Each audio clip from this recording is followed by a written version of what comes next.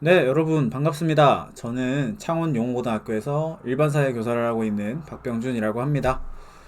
제가 이 영상 강의를 찍게 된 이유는 NFT라고 하는 것이 어떻게 교육적으로 정당화될 수 있고 사용될 수 있는지에 대한 인사이트를 드리기 위함이다라고 말씀을 드릴 수 있을 것 같은데요.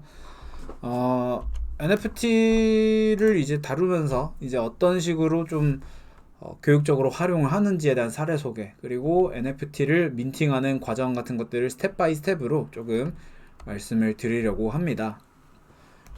일단은 NFT라는 것이 무엇인지에 대해서 조금 얘기를 나눌 필요가 있겠죠. NFT는 이제 많이들 아시다시피 Non-Fungible Token을 줄여서 그렇게 부르고 있죠. Non-Fungible이라고 하는 것은 대체가 가능하지 않다. 이제 펑저블하면 대체할 수 있다라는 뜻인데 거기에다가 이제 넌이 붙어버리기 때문에 대체 불가능하다라고 우리가 하는 거죠. 한마디로 원앤 온리입니다. 원앤 온리. 이 세상에 하나밖에 없는 것이 되어버리는데 어떻게 그렇게 유일무이한 것이 되느냐라고 하면은 우리는 그 결과를 그 답을 블록체인 기술이다라고 말할 수가 있다라는 거죠. 블록체인 기술로서 파일에 고유한 해시 값이 부여가 되는 형태로 그 토큰이 대체 불가능하게 되는 겁니다. 음, 막말로 NFT 같은 것들을 보다 보면은 똑같은 NFT들이 이렇게 번들 형태로 있는 경우도 있어요. 근데 그럼에도 불구하고 그 각각 개개인의 복제되어 있는 이미지 파일 같은 것들은 각자 고유의 다른 해시 값을 가지게 됩니다. 그렇기 때문에 엄연히 다른 어떤 토큰이라는 점을 말씀을 드리고 싶고, 뭐 예를 들어 가지고 이제 농구에도 NFT가 있어요. NBA라고 하는 그 미국 프로 농구에도 NFT가 있는데 뭐 어떤 특정한 선수의 하이라이트 장면 같은 것들을 NFT화를 해가지고 민팅을 해서 판매를 하고 있는데 똑같은 장면을 한 100개 정도의 NFT로 내놓는다고 해요. 그랬을 때 그 선수의 등번호에 해당하는 어떤 번째 수의 NFT가 뭐 제일 비싼 가격에 팔린다거나 그런 식의 고유성을 이제 경제적 생태계 형태에서도 가지고 있다라는 특징이 조금 있는 것 같아요. 그래서 아무리 복제되는 형태의 이미지 파일이라 하더라도 각자 고유 해시 값이 다르게 보여야 된다라는 점에서 대체 불가능하다라고 우리는 이해를 해야 된다라는 말씀을 드리고 싶고요. 더 나아가서 토큰이라고 하는 이것을 붙인 이유는 화폐 기능 중에서 일부분을 분명히 NFT가 수행을 하고 있기 때문입니다. 화폐의 세 가지 기능이 이제 주로 경제학에서는 있다라고 얘기를 하거든요. 이제 교환의 매개가 되거나 가치의 저장 수단이 되거나 가치 척도 수단이 된다라고 우리가 흔히 이야기를 하고 있습니다. 그 중에서 가치 저장 수단을 우리가 NFT가 하고 있다라는 거죠. 가치 저장 수단이라는 것은 뭐 쉽게 얘기를 하면은 가치의 손실을, 그죠? 가치 손실을 막기 위해서 저장을 한다라는 겁니다. 금이 뭐 대표적인 가치 저장 수단이다라는 얘기를 하고 있는데 이제 그 비트코인이 이제 디지털 금이라는 얘기를 하면서 가치 저장 수단이라는 얘기를 하고 있고 NFT도 어떤 투자의 수단, 뭐 가치 저장의 수단으로서 이렇게 쓰이고 있다. 뭐 아직까지는 근데 뭐 교환의 매개거나 가치 척도로서의 기능을 하고 있지는 않은 것 같습니다. NFT라고 하는 게뭐 암호화폐 정도는 교환 매개 수단, 뭐 가치 척도 수단이 되고 있는 것 같아요. 네. 어떤 물건을 사고 함에 있어서 특정한 어떤 암호화폐를 사용한다거나 어떤 NFT의 가치를 매길 때 이더리움이라고 하는 단위를 가지고 이렇게 가치를 매기죠. 그런 것들이 이제 가치 척도 수단이다라고 하는 건데 NFT 자체가 다른 어떤 물건에 대한 가치 척도가 되지는 못하고 있습니다. 하지만 여전히 가치 저장 수단으로서는 NFT가 쓰이고 있다라는 점으로 봤을 때는 토큰으로서의 기능 일부를 하고 있고요. 이 웹3에 대한 이야기를 NFT 콘텐츠를 소개하면서 말씀을 드릴 수밖에 없습니다. NFT와 이제 웹3는 상당히 정합성이 이제 높은 개념이라고 여러분들이 이해를 하셔야 되는데요. 웹이 이제 웹 브라우저가 이제 우리 인류 역사상 생기기 시작하면서부터 웹 1.0 시대가 이제 읽기만 가능한 이제 그 디렉토리 방식이라고 할까요? 네, 웹 디렉토리 방식이었어요. 그냥 단순히 검색을 하면은 그 이제 MSN이라든지 야후와 같은 어떤 사이트에 저장되어 있는 어떤 정보들이 자료 형태로 이렇게 불러 들어오는 그런 방식이었다. 운영 주체가 뭐 회사 개인이고 운영 권한이 탈중앙화되어 있다라고 얘기를 하는데, 이때 탈중앙화는 뭐 개인이 그냥 HTML 기능 문서 기능 익히고 뭐 비주얼 베이직 같은 거 막 대충 익혀가지고 자기 개인 홈페이지 만드는 정도였다고 생각하시면 될 것 같아요. 근데 이 웹 1 시대, 웹 1.0 시대에서 조금 더 진화해서 웹 2.0 시대가 생겼다라고 우리가 흔히 얘기를 하고 있는데요.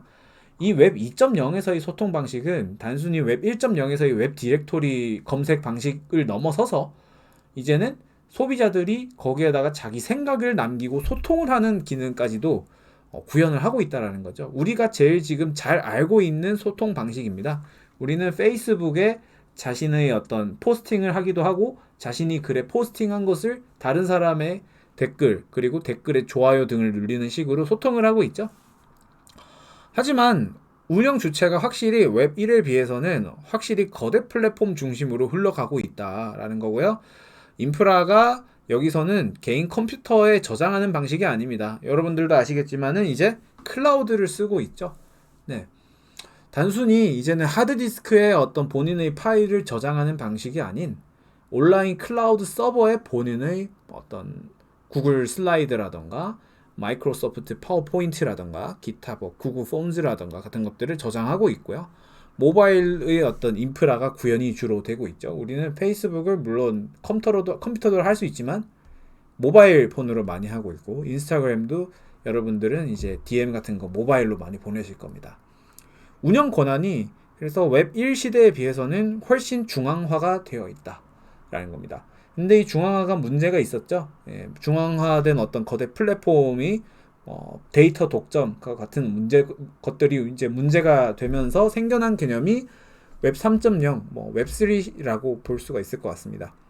소통 방식에 있어서 읽고 쓰는 것을 넘어서서 본인이 생산한 콘텐츠에 대한 소유권도 본인이 가지게끔 되는 그런 차별화가 되어 있다 보시면 될 것 같아요. 운영 주체가 플랫폼 특정한 어떤 권력이지 않습니다. 네트워크에 참여하고 있는 모두가 분산된 주권을 가지고 있는 프로토콜의 형태다라고 보시면 될 것 같고요. 이런 것들을 구현 가능하게 하는 인프라가 우리는 블록체인이라고 하는 기술, 메타버스라고 하는 요즘 핫한 에듀테크 관련된 기술이라고 볼 수가 있을 것 같아요. 이때 이제 웹 3.0 시대에서 웹 2.0을 넘어서서 탈중앙화 형태의 분산이 이루어졌다라고 볼 수 있을 것 같아요. 웹 1.0에서의 탈중앙화랑 좀 다른 점이 있다면, 웹 1.0은 정말로 개인 컴퓨터 수준에서 이루어지는 어떤 탈중앙화 형식이었다면은 웹 3.0에서 같은 경우에는 완전 개방된 형태의 네트워크 내에서의 분산된 어떤 주권을 가진 참여자들이 익명성을 기반으로 그리고 투명성을 기반으로 어떤 네트워크 운영에 참여한다라는 점에서 탈중앙화가 좀 다른 개념으로 쓰이고 있다라는 점을 알아두시면 좋을 것 같아요.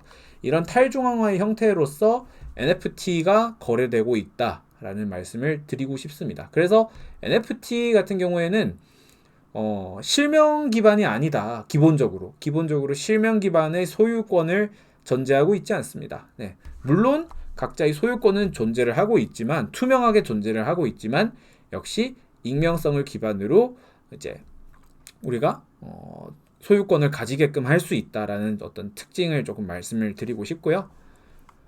그죠? 소유를 할 수 있다라는 게 좀 독특한 것 같아요.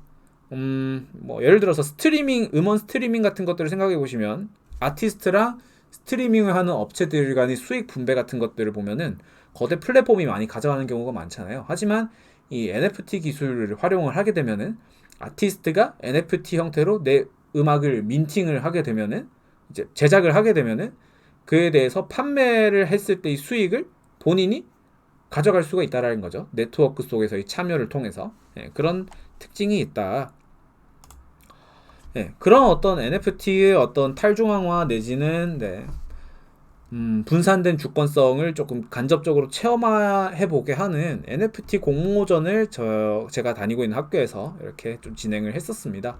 저희 학교가 세계시민교육을 가르치는 학교인데요. 그 세계시민교육의 어떤 가치를 구현할 수 있는 디지털 아트 공모전을 이렇게 했었고, 그래서 실제로 오픈C라고 하는 NFT 갤러리에다가 이렇게 네, 컬렉션을 만들고 거기에다가 NFT를 생성하는 그런 것들을 했었습니다. 이렇게 아이들이 이제 직접 이렇게 만든 NFT를 이렇게 디지털 아트를 NFT로 만들었다는 게 정확한 표현이겠죠. 네. 그리고 아이들이 자기가 만든 디지털 아트에 이렇게 설명을 넣게끔 제가 해가지고 다 이렇게 스토리텔링이 되는 디스크립션 요소들을 제가 다 넣었습니다. NFT가 어쨌든 뭐 기본적으로는 하이테크잖아요. 우리가 흔히 말하는 그 하이테크 같은 것들도 결국은 어떤 인문학적인 스토리텔링 같은 것들이 같이 좀 함께 되어야 시너지를 발휘할 수 있다. 그냥 NFT 민팅했다고 해가지고 그것을 사회 구성원들이 받아들일 수 있는 건 아니거든요. 거기에도 나름대로의 스토리텔링과 NFT를 냈어야만 했던 당위성을 이렇게 언급을 해주어야 한다라는 겁니다. 이 아이는 지금 지구가 녹고 있는 것을 아이스크림 콘에 비유해가지고 그죠? 어떤 지구 온난화의 심각성을 호소하는 그런 어떤 디지털 아트를 만든 겁니다. 그래서 실제로 메타마스크라고 하는 암호화폐 지갑을 연동해서 스페이셜이라고 하는 메타버스에다가 이렇게 메타버스 마켓을 펀딩 형태로 이렇게 내놓은 상태이고요. 실제로 이 비트리 아래에 보이시는 비트리 YH NFT 여기로 링크를 타고 들어가시면은 여러분들이 우리 학교 학생들의 NFT 콘텐츠를 감상도 하실 수 있고 실제 오픈시 사이트를 통해서 구매를 하실 수도 있습니다. 이 구매하는 어떤 금액 전액은 당연히 국제 구호 단체에 투명한 블록체인 기술을 기반으로 하여서 기부가 될 예정입니다. 물론 아직까지는 NFT 시장이 별로 좋지가 않아서 팔리지는 않고 있는데요. 안타깝게도 만약에 팔린다면은 전액 투명하게 기부가 될 수 있다. 블록체인이 익명성에만 이제 초점을 두고 있다 보니까 뭐 범죄의 수단이 될 수 있다 뭐 이런 얘기들을 많이 하는데요. 사실은 익명성뿐만 아니라 투명성도 사실은 좀 스포트라이트를 받아야 됩니다. 투명하게 거래될 수가 있고 왜 투명하다라고 제가 얘기를 하느냐. 블록체인 기술을 통해서 블록체인 장부에 있는 거래 내역을 그 누구도 위변조를 할 수가 없습니다. 양자 컴퓨터가 개발되지 않는 한 위변조를 할 수 있는 기술이 현재는 없다고 보시면 됩니다. 어쨌든 우리 여러분들이 NFT 민팅을 통해서 NFT 민팅을 하기 위해서는 메타마스크라고 하는 것에 가입을 하셔야 되기 때문에 메타마스크 가입 절차를 좀 알려드리도록 할게요. 일단은 크롬 창을 하나 켜셔서 이렇게 저처럼 메타마스크라고 입력을 해주시면은 metamask.io 이런 것들도 뜨고 이제 크롬 익스텐션이라고 해가지고 이렇게 뜨는 게 있는데 기본적으로는 여러분들이 크롬 익스텐션을 연동시켜서 메타마스크를 설치해 주셔야 됩니다. 이렇게요. 크롬 앱스토어에 들어가시게 되면은 메타마스크라고 하는 아이를 크롬에 추가하라고 나옵니다. 그러면은 크롬의 추가 버튼을 클릭하시면요. 확장 프로그램을 추가할지 아니면 취소할지에 대한 얘기가 나오고 확장 프로그램 추가하시게 되면은 이렇게 우측 상단에 크롬 익스텐션의 형태로 메타마스크가 크롬에 추가되게 됩니다. 제가 이거 밑으로 좀 내릴게요. 그러면은 이제 그죠? 방금 전에 이 메타마스크 아이를 이렇게 설치를 한 다음에 메타마스크 여우 아이콘을 누르게 되면은 메타마스크 방문을 환영한다 하면서 이제 시작하기 버튼을 누르실 수가 있는데요. 시작하기 버튼을 누르게 되시면은 이렇게 둘 중에 하나를 선택하실 수가 있습니다. 메타마스크가 처음이면은 오른쪽에 있는 이 아이를 선택하셔야 되고요. 기존에 메타마스크가 있으시면은 비밀 복구 구문이라고 하는 것을 통해서 지갑을 불러오셔야 됩니다. 비밀 복구 구문이 뭐 어떤 거냐면은 쉽게 얘기를 드리면 정확한 표현은 아닙니다. 그 제도권 은행에서 흔히 말하고 있는 갑자기 말이 생각이 안 나죠. 공인인증서, 그죠? 공인인증서라 생각하시면 돼요. 그 공인인증서를 관리하는 거다 보시면 되는데 지갑을 일단 생성합니다. 지갑 생성을 클릭하시게 되면은 이렇게 메타마스크 개선에 당신은 참여할 건가 이런 것들이 나오는데 동의하셔도 되고 동의하지 않으셔도 됩니다. 동의하지 않는다 해서 메타마스크를 못 쓰는 건 아니기 때문에 이제 원하는 것을 클릭해 주시면 되고요. 그 다음에 메타마스크에 로그인을 하기 위한 비밀번호를 일단은 만들어 주셔야 합니다. 세미 비밀번호 해서 비밀번호 확인까지 똑같은 비밀번호를 클릭하시고 이용 약관은 읽어보시고 동의하시면 되고요. 그 다음 생성 버튼을 누르게 되면은 지갑 보호하기라는 게 나옵니다. 여기서 조금 주목을 해주셔야 됩니다. 지갑 보호하기라고 하는 게 나오게 되는데 여기에서 이제 우리가 비밀번호 보호 구문을 구동을 하게 되고요. 비밀번호 보호 구문을 이렇게 정확하게는 비밀 복구 구문이라고 하죠. 비밀 복구 구문을 표시하려면 여기를 클릭하세요 라고 하면은 클릭하시면 됩니다. 근데 절대로 다른 사람에게 이 비밀 복구 구문을 가르쳐 주시면 안 됩니다. 비밀 복구 구문을 여러분들이 이제 다른 누군가에게 알려주게 되면은 방금 전에 얘 있죠. 아니요, 이미 비밀 복구 구문이 있습니다. 있죠. 얘를 통해 가지고 지갑을 가져오게 할 수가 있고 비밀번호 한 번 털리게 되면은 여러분들이 여러분들이 메타마스크에 있는 암호화폐가 털릴 수도 있어요. 그렇기 때문에 비밀 복구 구문은 정말 조심해서 관리를 해주셔야 된다라는 말씀을 드립니다.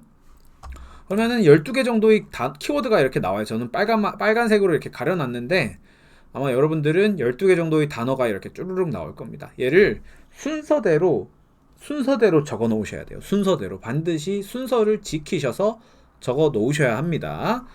구글 드라이브, 카카오톡 이런 데도 적어 두지 마세요. 구글 드라이브에 적어 놨다가 해킹당했다라는 사례를 제가 접한 적이 있기 때문에 적지 마시고요. 반드시 개인 메모장 이런 데다 적어 두시기 바랍니다. 그런 다음에 비밀 백업 복구 구문을 확인을 하는 게 나오는데요. 구문을 선택해서 구문이 올바른지를 확인하라 라고 얘기가 나오는데 그 12개 방금 전에 봤었던 12개의 어떤 비밀 복구 구문이 있죠. 얘를 순서대로 클릭 하시면 됩니다. 하시고 난 다음에는 이렇게 축하한다 하면서 메타마스크의 지갑을 생성 완료했다 라는 얘기를 하면서 이렇게 지갑이 뜨게 됩니다. 지갑을 보시게 되면은 위에 0x에서 나오는 얘들 있죠. 얘가 뭐냐? 메타마스크 암호화폐 지갑입니다. 4차 산업혁명 시대의 계좌번호다 라고 생각하시면 됩니다. 제가 암호화폐 지갑 주소를 보게 되면은 저는 이제 기본적으로 로그인을 안 한 지 이제 15분 정도인가? 그렇게 지나게 되면은 자동으로 이렇게 재방문을 활용한다면서 비밀번호를 다시 치게 해요. 근데 저는 방금 말씀드렸듯이 비밀 복구 구문을 여기에 다시 치지는 않습니다. 비밀 복구 구문을 다시 치지는 않습니다. 비밀 복구 구문은 언제 치느냐? 새로운 컴퓨터에 들어가서, 그죠? 새로운 웹 브라우저에 이렇게 내가 들어갔을 때 다시 비밀 복구 구문을 통해서 이렇게 접속을 하게끔 하는 거고요. 이 기존의 비밀 복구 구문을 입력해놔가지고 등록을 해놓았다면은 비밀번호를 통해서 잠금 해제만 하시면 됩니다. 그래서 이 메타마스크의 비밀 복구 구문을 통해서 잠금 해제 복구 구문을 통해서 이렇게 등록해 놓는 거는 본인 컴퓨터만 해놓는 게 좋겠죠. 그래서 저는 아직까지는 매틱이라고 하는 폴리곤이 존재하지 않고 있고 얘 있죠. 클립보드의 복사를 클릭하시게 되면은 이렇게 암호화폐 지갑 주소가 이렇게 복사가 되게 됩니다. 암호화폐 지갑 주소는 상관없어요. 어디에 노출돼도 상관이 없습니다. 노출이 돼도 전혀 상관이 없는 것이고 이거를 안다 해가지고 이렇게 복호화 시켜가지고 이렇게 여러분들이 암호화폐를 털어가는 일은 있을 수가 없다라는 말씀을 드립니다. 나중에는 여러분들이 비트코인이나 이더리움 아니면 NFT를 보낸다, NFT를 다른 사람한테 보낸다 했을 때에는 이 암호화폐 지갑 주소를 바탕으로 송수신을 하시게 될 겁니다. 4차 산업혁명 시대의 계좌이체라고 보시면 될 것 같아요. 이렇게 메타마스크 만드는 것까지만 하고요. 다음 시간에는 이 메타마스크를 바탕으로 해서 픽셀아트는 어떻게 민팅을 하고, 그리고 픽셀아트는 어떻게 만들고, 만든 걸 오픈시라고 하는 것에 민팅을 어떻게 하는지, 그리고 마지막으로는 스페이셜이라고 하는 메타버스 플랫폼에다가 이제 오픈시에 민팅한 NFT를 어떻게 연동시켜 가지고 갤러리를 만드는지 설명드릴 수 있도록 하겠습니다. 끝까지 시청해 주셔서 감사합니다.